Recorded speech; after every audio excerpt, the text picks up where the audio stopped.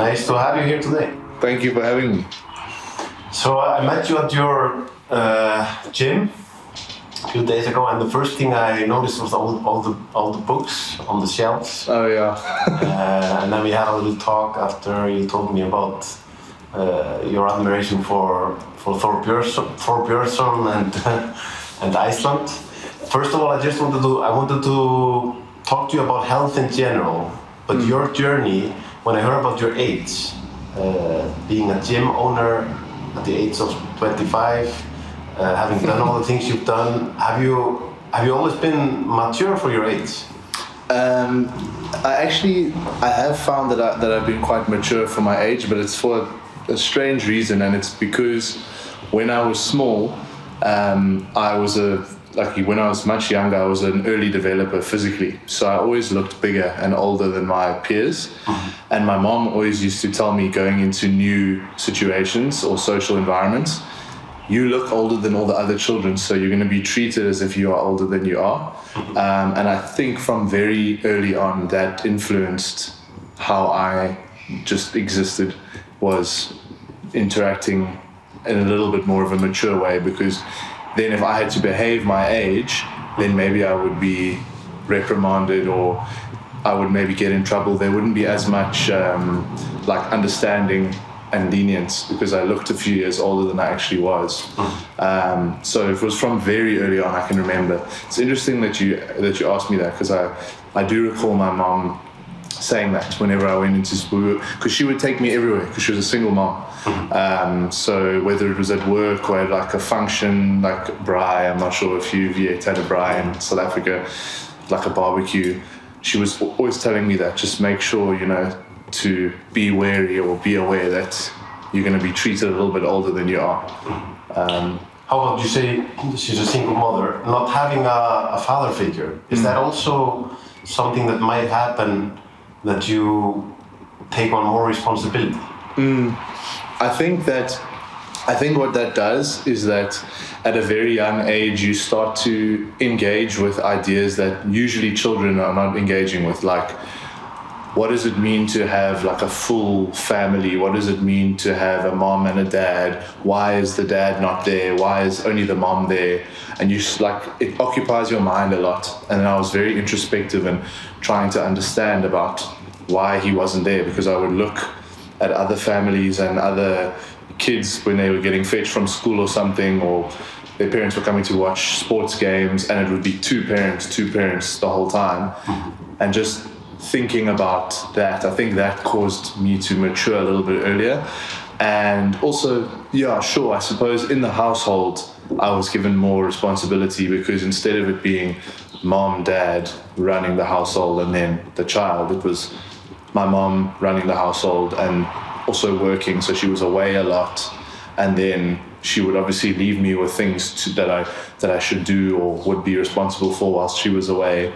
Like even if there was a caretaker in the situation, there was still definitely, I would say, more responsibility, definitely a heightened sense of independence. And I suppose independence and maturity kind of go together. Exactly. If someone is able to fend for themselves or sort themselves out and live and do all the things they need to do without relying on anyone, that is kind of seen as a mature thing to do. So I think, and that's also something that my mom emphasized a lot, was being independent. Whether it was, because I remember from an early age, we lived quite close to school, so she encouraged me to walk to school, and she started off when I was small, like 10 years old, 10 years old. She would walk me, there was a railway, under the railway until we were on the other side, and then she would say, okay, you walk the rest now. And then I would do that, started doing that when I was like 9 or 10, and then by about 11 I was doing the whole walk by myself. And I think just that small thing of being comfortable occupying space in public, even as a child, helps you mature early, because you feel confident to just be in the world. It's interesting. I don't know how it is in South Africa, but in where I'm from, and especially in Europe in general and the Western world, when I heard about your age and I see what you're doing, I immediately know, okay, this is a person who has learned from a young age to take responsibility and push themselves. We live in a world in the Western societies where the young people are being pampered a lot, and there's a victim mentality. So do you see that here also? Like people your age and younger feeling entitled, because what you're describing and your journey is more like it used to be with the older generations, taking responsibility at a young age, having a mission and all these things. Definitely. Also because the space that I grew up in as a child, and my whole kind of my teenage years as well, it's a very westernized system. Like I was at an Anglican school, like Christian school, so it was all like Western values and people from quite westernized backgrounds, because as you will have noticed in South Africa, there are lots of different cultures and influences. So I was in that kind of westernized bubble, but my mom is quite traditional, especially in my upbringing. She was very, which I noticed was different. Like generally speaking, definitely my peers were 100% pampered. And I remember my mom and her friends, who were some of the parents at the school I went to, getting into some arguments around them, saying, "You're so hard on him, you're so harsh." She was like, "No, I'm loving him. This is love. This is he must be able to look after himself. This is how I show love. You know, I don't want to pamper him the whole time and coddle him, and then he doesn't know how to look after himself. I'm not going to be around forever." Which I think is so ironic, because she did pass when I'm quite young, and she passed away last year. And I think testament to her giving me that independence, it would be a very different story now if I had lost her and she had coddled me, because I would have been like, who's coming to save me? How do I, like, can someone please help me? And of course I had a support structure and people who were there for me. But I think that with those kind of trying to not pamper me too much, it helped me a lot. It helped me so much, and it continues to help me now. But I definitely see what you're saying in terms of that Western, I don't know if it's soft, but it's like, maybe it's soft. It's like, but it's coddling people. It's in my view, it's a thin line. Like in Iceland, for example, 50, 60, 70, 80 years ago, kids were starting to work at 5 or 6 and they were being treated really harshly, which is too much in the other direction. But it's gone so fast into this, like, you should, like, for people to grow, they have to be challenged from a young age. That's very true. So I can hear you're grateful for the upbringing you had. Definitely. At the time, I sometimes didn't like it, because if you see very lenient parents and then you go home to your mom and she's like very strict, then you sometimes like, could I not just catch a break sometimes? But, you know, I think that saying, spare the rod, spoil the child, doesn't only speak to hitting your child. It's not actually about that. It's about discipline. It's about, you know, putting things in place where this is how we're going to do things. This is how you hold yourself accountable. And if you don't have those things in place, then the child is just drifting and getting up to nonsense, and you're not guiding them enough. And children need guidance. Like it's not a fully formed brain. And when I was a kid, I always used to argue with my mom. It's like, let me do this. Let me do it how I want to do it. And I would question her, why are you not letting me do it this way? And often she would just go, because I'm the adult and you're the child. And I would think, that's such silly, as a kid, I think that's a very annoying way to justify why I must do something. But now, in hindsight, I understand. What she was trying to say is, I have lived more life than you, so I can see things from a different perspective that you can't, as a little developing brain. So I think that guidance is so valuable, and often it's like challenging to the child, but it's very helpful.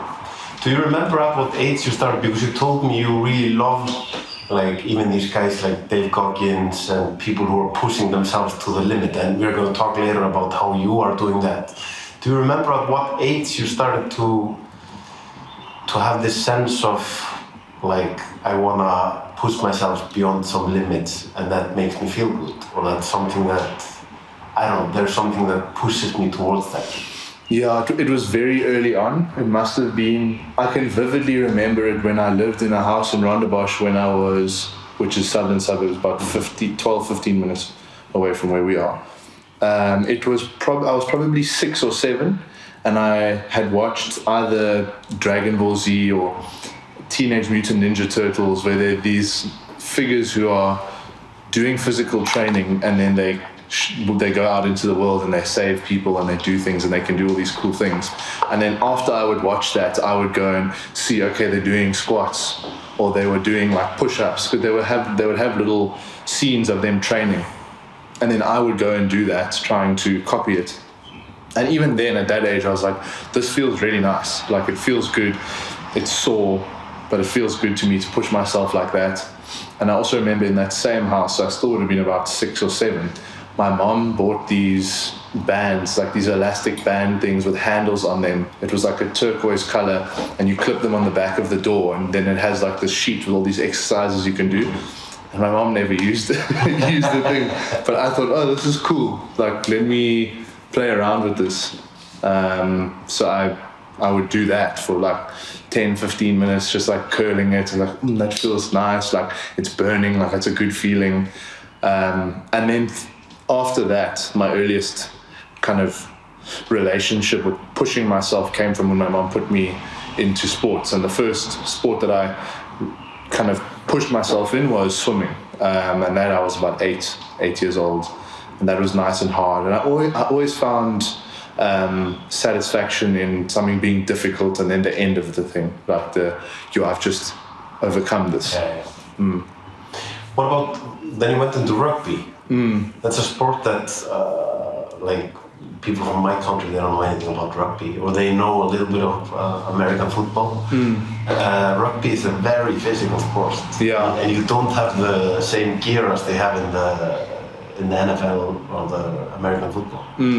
I like to look at rugby as it's kind of like an organized wrestling match between 30 people, 15 on each side, trying to get a ball over a line. Like, as you said, it's very physical, and it's one of the most therapeutic activities, I think, because it's just like you're just running into each other and tackling each other, and you're throwing a ball, and it's so much fun. Like, it's hectic, it's very intense, but it's a lot of fun.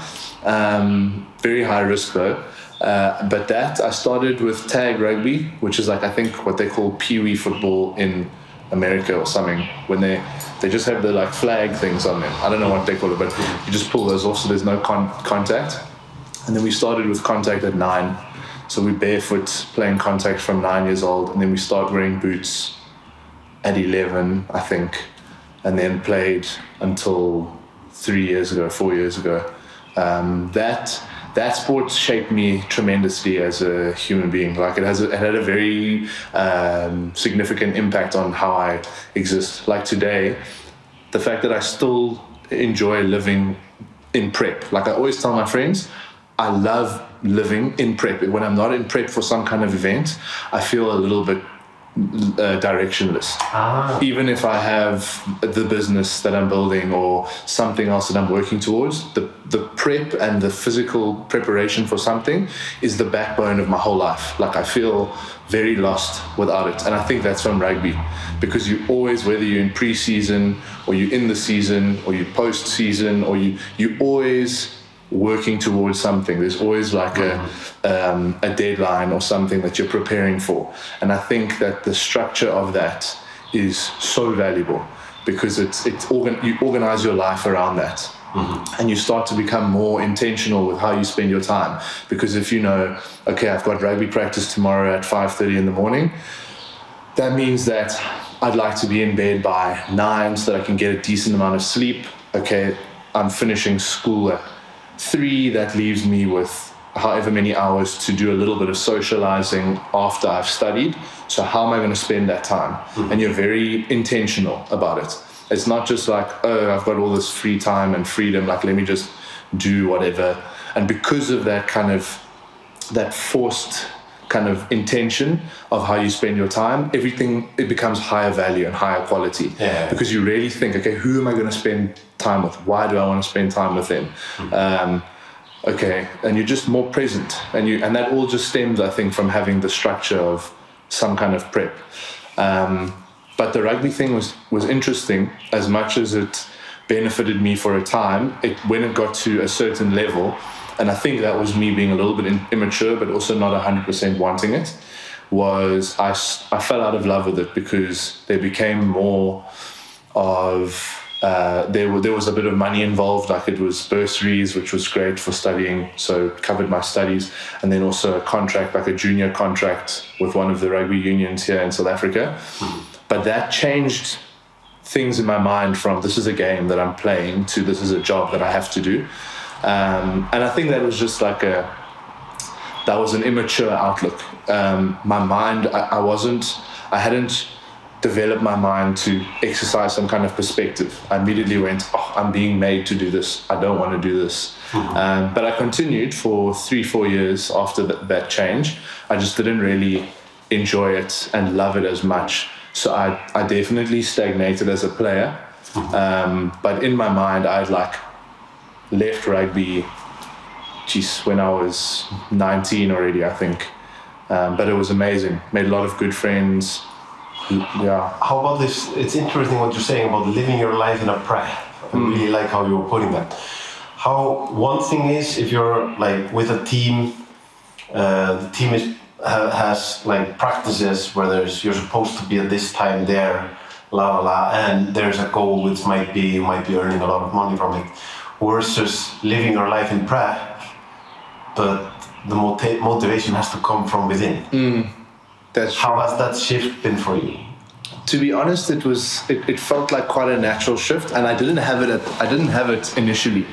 So when I stopped rugby initially, I just knew I needed something in my life that was a regular physical challenge. So I started with this 100-day running challenge that I just kind of pulled out of the air. I was like, let me do something physical that I don't really like. It was between yoga and running, and I picked running. Okay. I was like, I don't want to do this thing. I find it boring. Let me choose one of the two. So I chose running, and at first I absolutely hated it. But I suppose the motivation was just to have something to do all the time physically. And then I feel like the natural progression of it was, okay, now after that challenge, let me run a half marathon, let me run a marathon. And then you start to learn that in order to do those things, it's gonna be better for your body and your well-being to actually prepare for it in a planned kind of a way. So in terms of, I actually prefer the internal motivation than the you need to be here at this time. I think that's why it was quite a natural progression, because one of the main reasons I left rugby was I felt like I was being forced to do something. So it felt not easy, but it just, like I said, it felt kind of natural to pick something that was challenging, but it was my decision. Gotcha. And why picking something? I've been doing yoga almost every day since I came here, and I met a guy who I saw there every day, like a 65-year-old, and I asked him after one of the classes, I see you here every day. Yeah, and I hate it every day. What is it about picking something you don't like? Because there's so much, you feel accomplished afterwards. Because if it's an easy thing, it's not an accomplishment. You haven't really, you haven't really achieved any, or it doesn't feel like you've achieved anything. If it's a hard thing, it's like, well done, Solvi, you've just done something that you didn't want to do, and you can do other things. You can, it doesn't matter if you necessarily don't like it or it's hard for you. It kind of, you get that confidence of I can do something difficult. Yeah. And that it can transfer into so many other elements. I have this theory that, especially for men, this reverse thing of you have to pick something you don't want to do and do it to be happy. Because so many of the things that are actually destroying our health and destroying our mental health are because things are becoming too easy. We can eat a lot of unhealthy food. We don't have to move. We stay on our phones the whole day. We're just getting dopamine without having earned it. And Þessi þáttur áskriftaþáttur. Inni á sölvitryggva.is fá áskrifundur aðgengi að öllum útgefnum þáttum, aukaefni og nýjum þætti í hverri viku.